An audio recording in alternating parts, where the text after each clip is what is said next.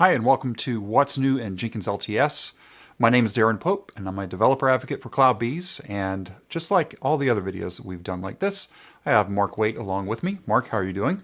Great, Darren. How about you? Good. So this has been a nice, boring release, if you will. It has. This one's pretty mild.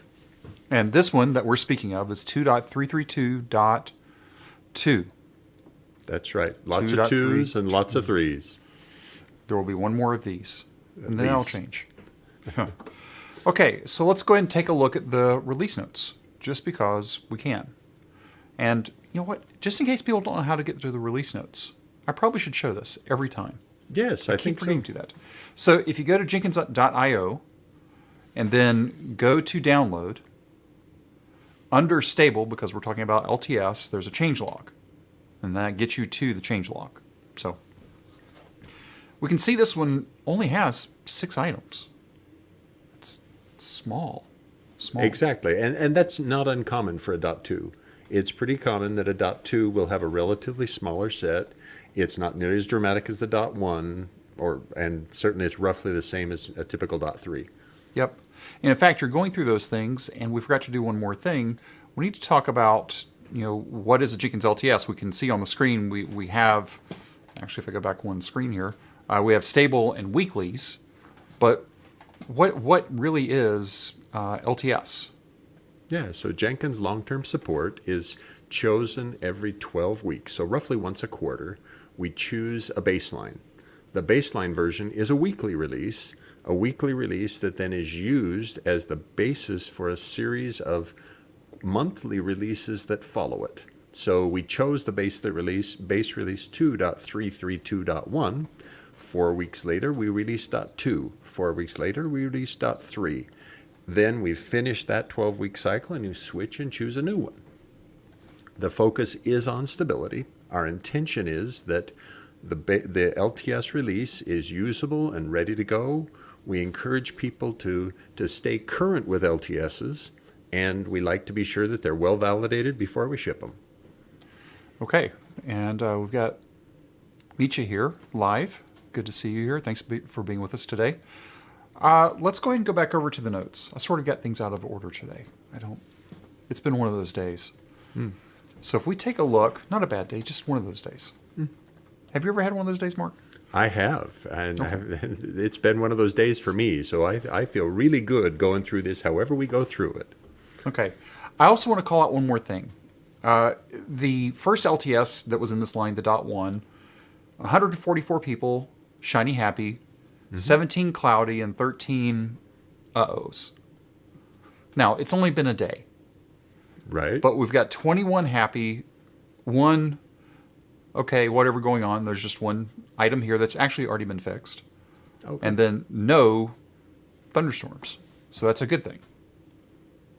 Which is what we would expect for a .2, correct? It is, and the .1 was particularly dramatic, right? Because the .1 made significant UI changes. The .1 changed the Linux installers. The .1 did a lot. It changed.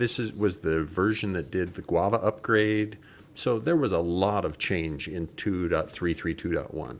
So the fact that there were 13 that rolled back, that's unfortunate, but probably somewhat predictable given the amount of change that happened in that .1. Yep. Now, what I find interesting in this release is most of these are based around, or not most, probably half of them are installer type or initialization type things. I see a Windows installer. Right. I see an etc sysconfig. Right. And I see a systemd here. So 3 of the 6 are sort of the startup process, if you will. Well, and actually the top one, the one there above the line you're highlighting, is also related to the HTTP port thing. No, this one right here. That one. There we go. That one is also related to packaging. It's true.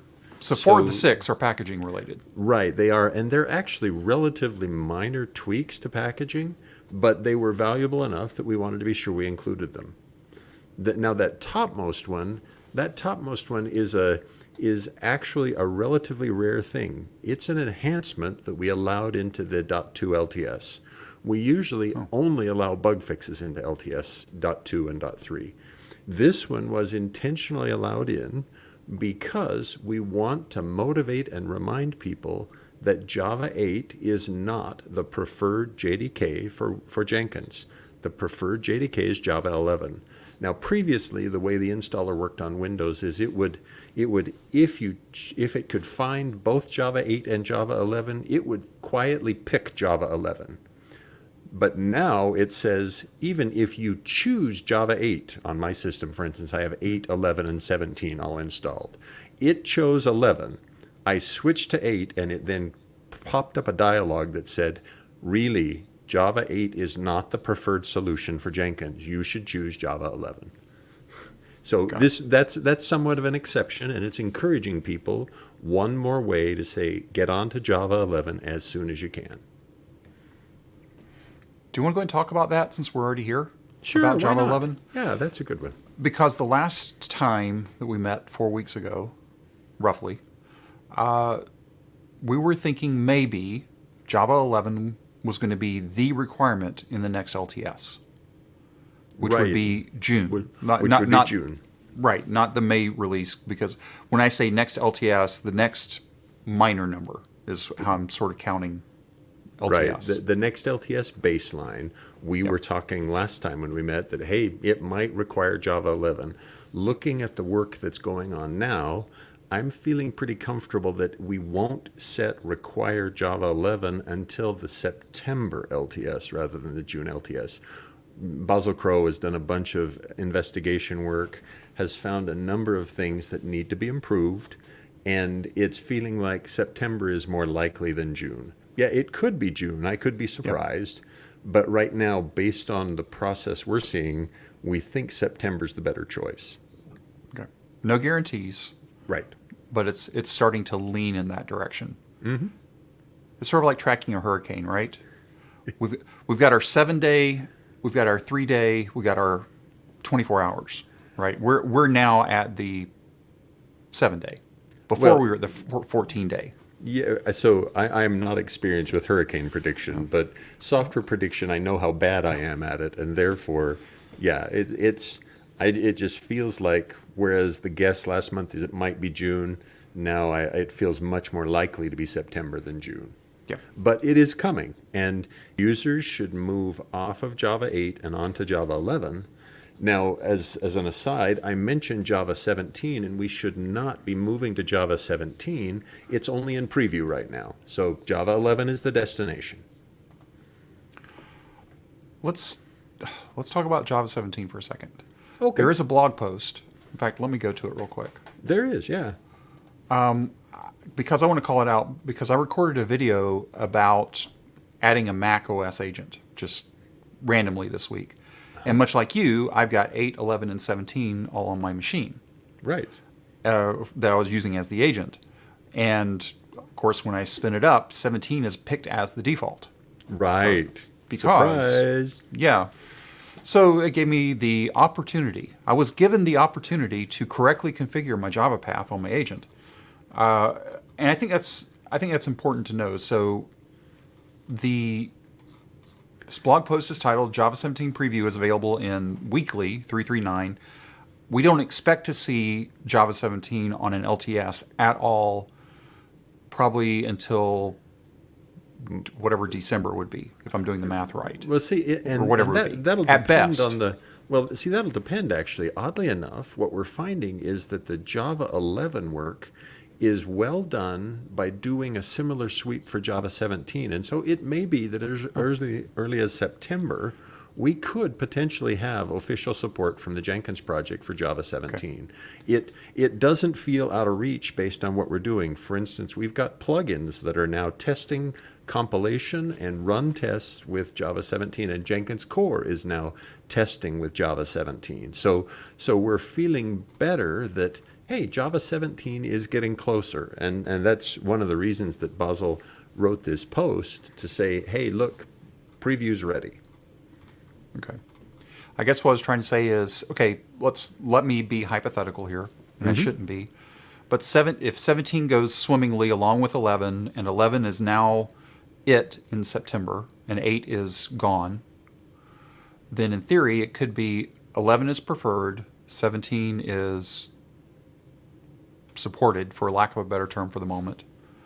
And then maybe 6 months after that, that could be, okay, we're getting ready to make 17 preferred, and 11 is still supported, much like we have done with 8 and 11 for the Right. past however many years at this point? 2 Correct. years? Yeah, you're So right. that pattern is going to start playing out again. We're going to be on the front side of the pair instead of the back side of the pair again. And your scenario paints out, I don't know how long the time frames will be, but your scenario is exactly what is being considered there. Is the day will come when after Java 11 has been the preferred version for a while, we'll want to switch and we'll make Java 17 the preferred version. And after Java 17, if Oracle's or if the Java community's usual predictions hold, I think the next likely LTS would probably be 20 or 21. And that pattern continues. They've become much more rigorous and much more effective at rolling out new releases of Java. It's been really fun to watch. Fun. Okay. Yeah. Just for grins, I went ahead and went over to the just RPM because I know the dates were on this one. Uh-huh. We can see that 8 or 11 were supported from February 19. So we're at 3 years already from this support. And LTS of that thing came out, I think, in May of that year. Correct.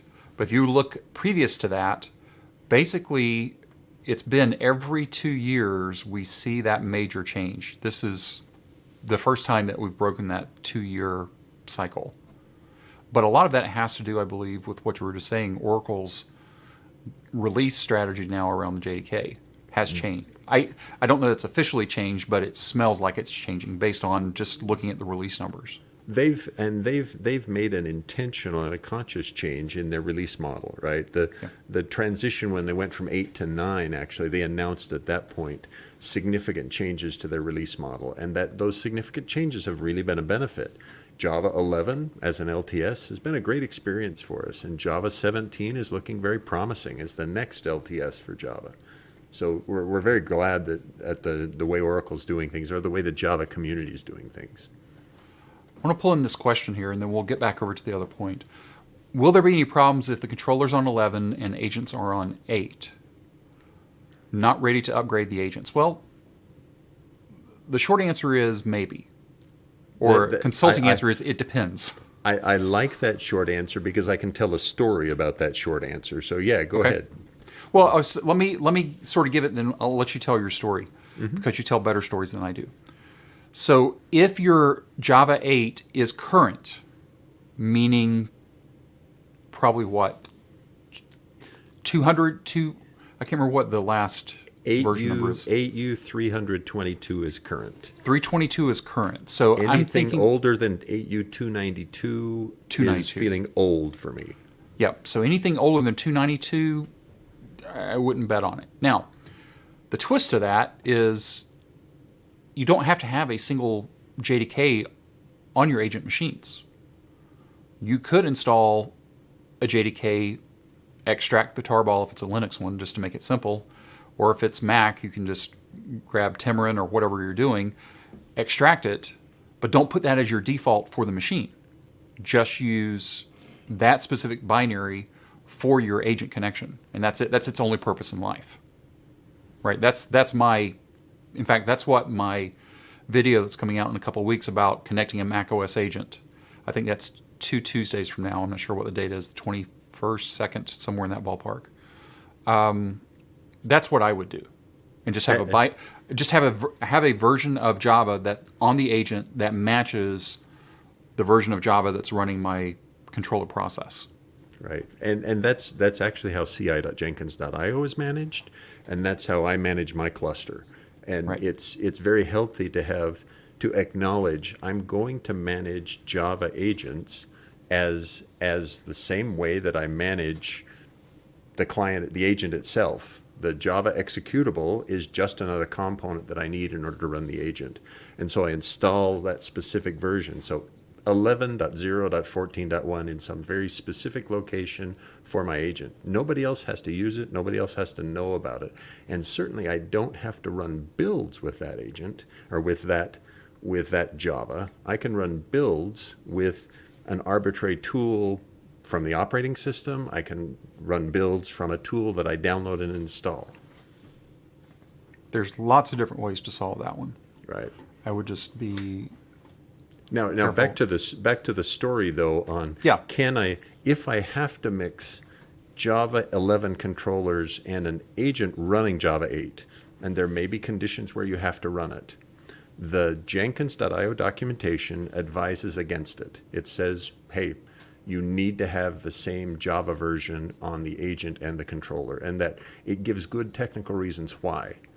As a practical matter, I had to run 11 controller and Java 8 agents for a period of a few weeks during compatibility testing, and I found no issues. Now, I'm also not a user of the Maven project type in Jenkins. One of the primary things that document on Jenkins.io warns about is the Maven project type. I don't like that project type. I don't use it. And so I did not intentionally go looking for those class of problems. For the pipeline jobs that I ran and for the freestyle jobs that I ran, I didn't find a problem with mixing 11 controller and 8 agents while I was trying to get the 8 agents up to 11. I was trying to find, while you were telling your story, I was trying to find a plugin. There's a script that I normally run that tells me the version of remoting and the version of Java that are involved. Uh-huh. And there is a plugin that Baptiste released. It's the version column plugin. That's what it is. I actually did a video about it recently. I can't remember if it's already out or if it's coming out. Yeah, version node monitors. monitors. That's the Yeah. one. So this one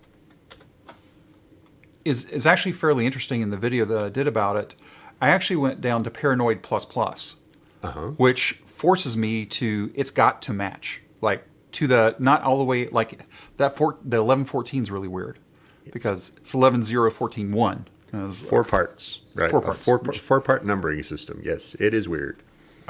So what this plugin gives you is the ability to, match those, like force it. Otherwise, it won't allow it to connect up. This is a great little plugin and not very heavy. And it's as much as I ran about plugins, this is a plugin that's actually very useful because it's about keeping everything wired up from an agent and controller perspective. So I love this plugin. I use it. In fact, there are times when I intentionally have to dial down its checks because, for instance, I temporarily need to run one older version of remoting than I have. But in the main, I like having this plugin installed, enabled, and taking my agents offline when I have a mismatch. Yeah. So your normal is run it in Paranoid++. Bump Actually, it when you have to, or do you run Paranoid? I tend to run Paranoid because I've got System 390 and PowerPC and that's ARM true. agents. I can't always keep the Java version precisely synchronized. Okay. They're pretty close though. Yeah. So this is a great plugin to install if you've not used it. And Micha said I had a controller 11 or running 11 agents were 8, didn't have any problems. That's just because you didn't hit them. Right. It's The documentation says that there are known issues. And so to avoid those known issues, the best thing is don't run in that mode. But if you've got a transient thing where you say, look, I can't avoid running in that mode, okay. Run briefly and get out of that mode as long as you can, as soon as you can. yeah. Let's get back through the points. So we talked about Windows. We talked about we'll hand wave the sysconfig and systemd. Just those are all packaging related. Right. Even this one was packaging related, but I thought this one was interesting because you have two, which one wins? That's what it boiled down to. And this one is novel because it was only possible to get this condition on Debian, not on Red Hat or CentOS, and it was uncommon to get this condition. But Basil saw the condition, said, "Hey, this is one where we can make it explicit. Let's make it explicit, and we'll prefer the one over the other, just like we did previously." Right. I didn't realize it was only Debian. That's what he had said in the bug report, I think, was that it was strictly limited to Debian. But we could certainly double check it. So the boring one here is don't show build status on jobs that are not yet built. Okay, hey, your job failed, but it hasn't run yet. Was it something like that? Well, if you open the bug report, you can see a picture of what it was like. Okay. It's a little odd in that an unbuilt job would incorrectly show an icon that made you think that it might be built. Oh. So you see like that. So actually, if you switch, I think there was so you see that one where it shows 100% on the hover text? Yep. Yeah, that 100% there is misleading. The job's never run. It cannot possibly have 100% health. Yeah, so it shouldn't have been sunny and happy in Jenkins land. It should have. Yeah, and I think the icon there, the visual there is the icon itself is okay. I think it was just the hover, but one way or the other, it was incorrect, and people were perplexed by it, and it was a good one to hey, let's get it fixed. Okay. So that was fixed, and really that's it, isn't it? Right, pretty simple. Okay. So what we have again in 4 weeks is another release. If everything goes according to plan. Correct. That should be the last one for 332. Right. Thankfully, then we'll be off of the 2s and 3s. Right. That will probably never happen again, not in our lifetime. Probably not. Because if Jenkins was ever to go to 3 dot, fill in the blank, think about how long it would take to get to that level again. It'd be this level Right. again, 330 some odd weeks. Right. At roughly 50 releases a year, we're 6 years into the 2 dot release cycle. Right. And we're going to continue. Yep. We haven't found any motivation yet that prompts us to say, wow, something so big needs to be done to call it Jenkins 3. So we're going to continue in the 2.300 series. So let's see, another 600 to get to 999. What's going to break when it goes to 2.1000? Yeah, that's an interesting question that I am not going to confront because we didn't expect any surprises at 257, but oddly enough, the Windows installer surprised us. Really? Yeah, because there's a place where Windows encodes version numbers with I think an 8-bit unit, and we had to do a workaround in the Windows installer at that time. So version numbers are interesting. Yep, and and Ari's already answered it, but the next release is going to be 332.3. It should be. I mean, it should be. It absolutely will be. Well, the next release will be 2.332.3. We expect it will be in about 4 weeks. And we also expect that it will not get burned. And that's the reason why I'm saying it should be a .3 unless .3 gets burned for whatever reason and it becomes a .4. Correct. Fair enough. Yep. Okay. Less 2s and 3s. I like that. That's a fair concern, but in this case, there's not much we can do except smile and go on. Yep. So is that it for today? I think it is because I think that's all that I have. Short release. Again, we'll be back in about 4 weeks. Has the date already been picked for the next LTS release? It has. I don't think it's been published yet, but it's definitely been picked. It's a 4-week clock, so 4 weeks from the last release will be the next, unless there is something exceptional like end-of-year holidays. So when is the next LTS being voted on? That's coming up soon, right? No, I think that's 6 weeks out because it's usually 4 to 6 weeks before. So you figure we're 8 weeks. So I guess baseline selection is probably 2 to 4 weeks away from today. Yeah, that's what I'm saying. It's near. It's going to happen before the next LTS. It is not terribly far away. Right. Yeah. That's correct. Okay. So then that's where it will get interesting. Right. Because the next one, as many changes as happened in 332, the next XYZ is going to be even more from a UI perspective. That's correct. There are certainly if you look at the weekly releases now, there are lots of cool and interesting changes in those weekly releases. So get ready because it's coming. Exactly. Yeah. And if you don't have a plan for your Java 11 upgrade, now's the time to be planning that. It is. Okay.